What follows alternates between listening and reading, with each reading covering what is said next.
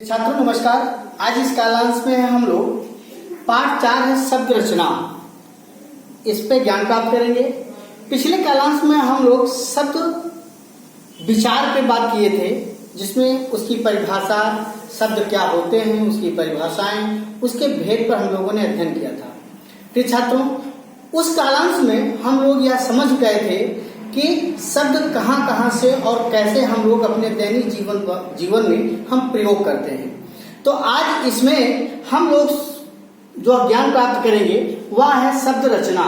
शब्द का तात्पर्य आप लोग जानते हैं, अर्थ जानते हैं कि शब्द होता है जो वर्णों के सार्थक समूह से बनता है, ठीक है। और रचना का अर्थ होता है, रचना का जो मीनिंग है वह होता है तैयार करना या बनाना। इसका अर्थ होता है तैयार करना या बनाना। बच्चों, आज हम लोग शब्द को तैयार करेंगे और बनाएंगे। अब वो कैसे बनाएंगे? या ऐसा तो कोई वस्तु नहीं है कि जिससे हम लोग उसका निर्माण करें, लेकिन जब व्याकरण की भाषा में हम आएंगे तो शब्दों को बनाने का तरीका बताया गया है कि कहाँ कहाँ से हम लोग शब्द को बनाते हैं, उसका निर्माण करते हैं और उसको तैयार करते हैं। तो आइए इस पाठ के माध्यम से हम लोग जाने कि शब्द रचना क्या है। तो रचना का अर्थ होता है बनाना या तैयार करना। तो आज हम लोग शब्दों को बनाना सीखेंगे। कैसे? आइए, हिंदी भाषा में शब्दों की रचना अनेक प्रकार से होती है, ठीक है। पहला, वर्णों के योग से। योग, वर्ण मतलब होता है अक्षर, वर्ण मतलब होता है अक्षर, ठीक है, जैसा आप लोग जानते हैं। योग का मतलब होता है मिलना, ठीक है। तो वर्णों के, अक्षरों को जो मिल जाए, अक्षर जो मिल जाए, उसको हम क्या करते हैं, शब्द रचना के अंतर्गत आते हैं। अब जैसे वर्ण, जैसे यहाँ पे कमल लिखा हुआ है तो क-म-ल, ठीक है। अब ये वर्ण है सब, ठीक है। अब इसको मिला दिए तो क्या हो गया, बराबर कमल, ठीक है। तो हम समझ गए कि आप ये समझ गए हो कि वर्णों को मिलाने पे जब सार्थक हो जाए, जिसका अर्थ होता है पुष्प, ठीक है। अब ये हम समझ गए कि वर्ण से शब्द कैसे तैयार किया जाता है। इसके अंदर यज्ञ है, रथ है, तोता है, पंखा है इत्यादि, चाहे जैसे भी जो भी चीजें हैं वह वर्णों से ही बनकर शब्द बनता है, जिसका सार्थक अर्थ निकले। दूसरा आते हैं उपसर्ग के योग से शब्द रचना, ठीक है। अब हम उपसर्ग जो होता है, उपसर्ग का अर्थ होता है, उपसर्ग के अंतर्गत आता है, या उपसर्ग क्या होता है बेटा, या उपसर्ग जो है शब्दांश है। क्या है? शब्दांश, ठीक है। अब शब्दांश क्या होता है आपको समझ में आएगा।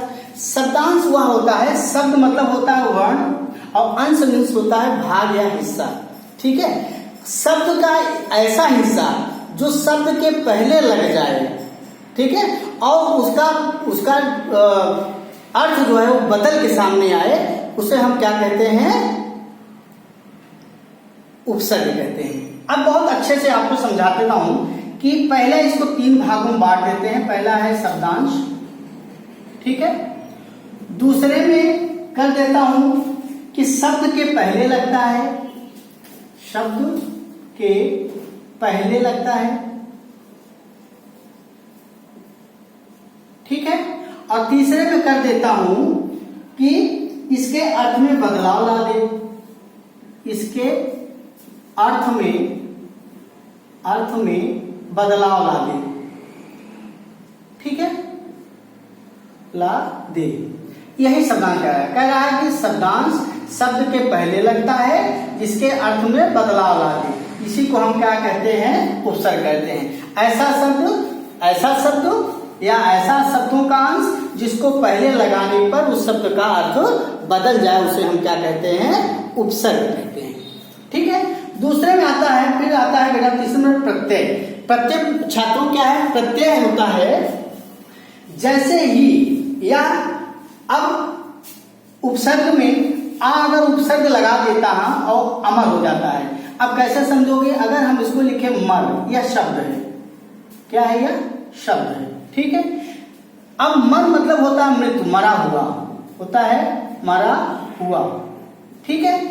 लेकिन अब हमने इस पे आ प्रत्यय लगा दिया, आ उपसर्ग लगा दिया, तो क्या हो गया, आ लगा दिया और उसके बाद अमर, जो कभी ना मरे। अब इसका अर्थ बदल गया ना, जो कभी ना मरे। ठीक है, तो शब्द का अर्थ बदल गया।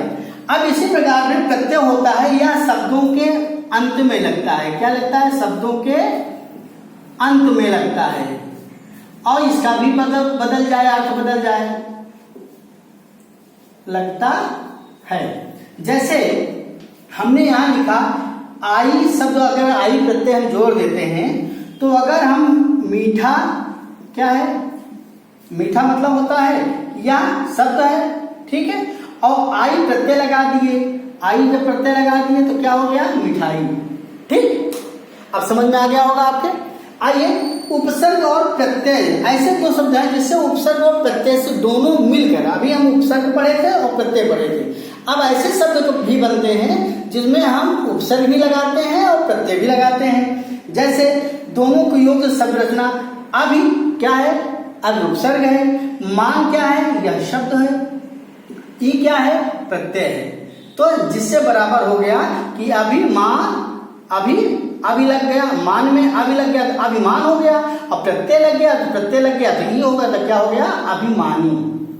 ठीक, आगे बढ़ते हुए फिर संधि द्वारा शब्द रचना। अब ये कह रहा है पांचवा, संधि द्वारा। संधि का मतलब होता है बच्चों मेल या जोड़। संधि हरदम क्या करता है? यह शब्दों को जोड़ता है। तो संधि के बारे में अगर हम आपको विस्तृत बताएं तो यह संधि क्या करता है? अब जैसे संधि मतलब मिलना, जोड़ना, मिलाना, तो संधि में कह रहा है कि संधि के द्वारा भी शब्द रचना है। जैसे धर्म, धन अर्थ बराबर धर्मार्थ। अब हम कैसे जानेंगे कि संधि करता क्या है? संधि कैसे करता है कि धर्म अर्थ बराबर धर्मार्थ कैसे हो गया, आ बड़ा कैसे लग गया? तो बच्चों धर्म कह रहा है, इसमें पहले जो है कह रहा है कि पहले शब्द की अंतिम, ये ट्रिक है, पहले शब्द का अंतिम वर्ण जो आए, धर्म, धर्म आ रहा है, ठीक है, और दूसरे वो शब्द का पहला क्या आता है? आ रहा है, ठीक है। अब इसको करेंगे तो बराबर जो है धन प्लस आ बराबर बड़ा आ हो जाता है, ठीक है, इसीलिए हो गया धर्मार्थ। आइए फिर आगे बढ़ते हुए चलते हैं। समास एक शब्द है कि समास क्या है, समास के बारे में जाने।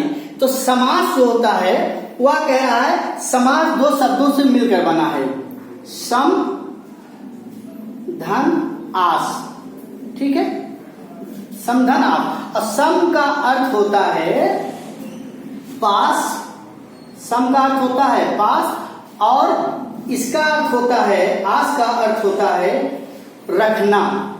क्या होता है? रखना, ठीक है। तो जो शब्दों को पास पास रखे उसे हम क्या कहते हैं? समास कहते हैं। तो कह रहा है कि दो या अधिक शब्दों को मिलकर, दो या अधिक शब्दों के, अधिक शब्दों को मिलाकर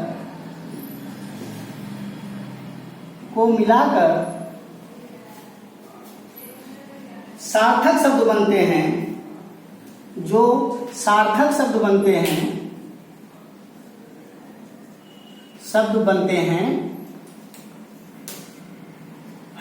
उन्हें समास कहते हैं, उन्हें समास कहते हैं।